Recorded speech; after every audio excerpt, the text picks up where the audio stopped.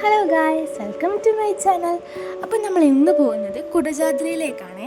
അപ്പോൾ മൂകാംബികയിൽ വന്നു കഴിഞ്ഞ ശേഷമാണ് നമുക്ക് കുടജാദ്രിക്ക് പോകണമെന്നൊരു പൂതി ഉണ്ടായത്.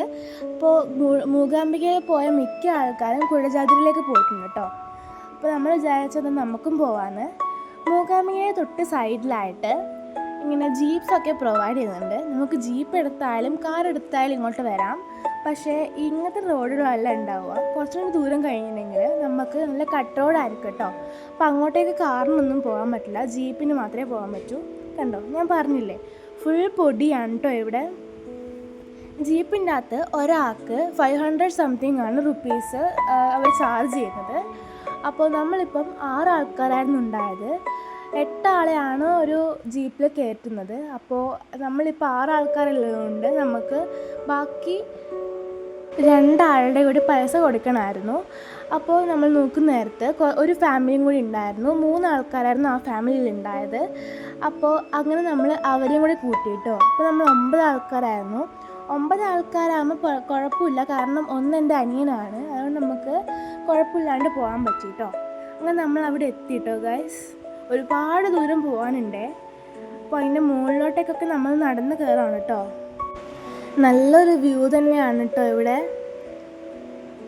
ആ കോടയൊക്കെ വരുന്ന കാണാൻ നല്ല രസമാണ് കേട്ടോ. ഗൈസ്, മസ്റ്റ് ട്രൈ ചെയ്യേണ്ട ഒരു സ്ഥലം തന്നെയാണ് കേട്ടോ. നമ്മൾ കറക്റ്റ് നേരത്താണ് വന്നത്. അതായത് 3 o'clock to 4 o'clock ആ ടൈമാണ് സത്യത്തിൽ ജീപ്പ് റൈഡ് ഉള്ളത് കേട്ടോ. നമ്മൾ 3 o'clock നിന്നാണ് അവിടെ നിന്ന് കയറിയത്. അങ്ങനെ നമ്മൾ 4 o'clock ആകുമ്പോൾ ഇവിടെ എത്തി കേട്ടോ. അങ്ങനെ 4 o'clock വരെ ജീപ്പ് റൈഡൊക്കെ ഇല്ല കേട്ടോ. അത് കഴിഞ്ഞാൽ പിന്നെ മൂകാംബികയിൽ നിന്ന് ജീപ്സ് ഒന്നും ഇങ്ങോട്ടേക്ക് വരില്ല. അത് മാത്രമല്ല, നമ്മൾ ഇവിടുന്ന് ഒരു 6 o'clock ആകുമ്പോഴത്തേക്ക് നമ്മളൊരു ചെക്ക് പോസ്റ്റിലെത്തണം. അല്ലെങ്കിൽ പിന്നെ നമ്മൾ ഫൈൻ കൊടുക്കേണ്ടി വരും കേട്ടോ.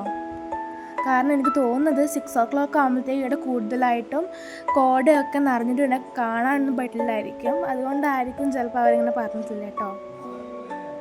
ഇവിടുന്ന് ഒരുപാട് നടക്കാനുണ്ട് കേട്ടോ.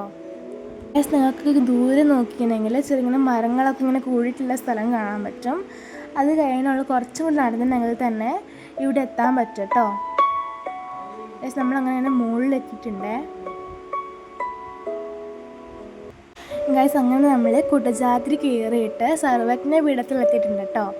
ഇവിടെയാണ് ശങ്കരാചാര്യർ തപസ് ഇരുന്നത് കേട്ടോ, ദേവീനെ പ്രീതിപ്പെടുത്താൻ വേണ്ടി.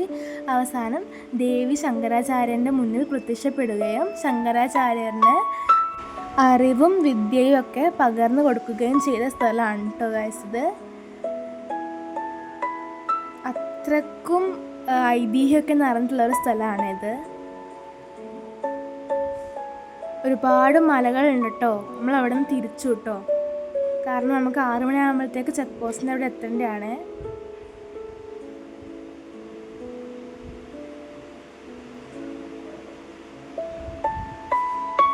നല്ല കട്ടോടാണ്ടാണ് കേട്ടോ വീഡിയോ ഇങ്ങനെ ഷേക്ക് ആയിക്കൊണ്ടിരിക്കുന്നത്.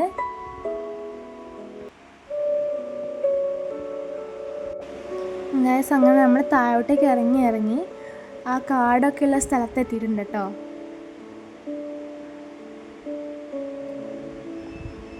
ഇത് നമ്മൾ അവിടെ നിന്ന് എടുത്ത കുറച്ച് ഫോട്ടോസാണ്. നല്ല രസമുള്ള സ്ഥലം തന്നെയാണ് കേട്ടോ. അപ്പോൾ എൻ്റെ ഈ ചെറിയ വീഡിയോ എല്ലാവർക്കും ഇഷ്ടപ്പെട്ടു എന്ന് വിചാരിക്കുന്നു.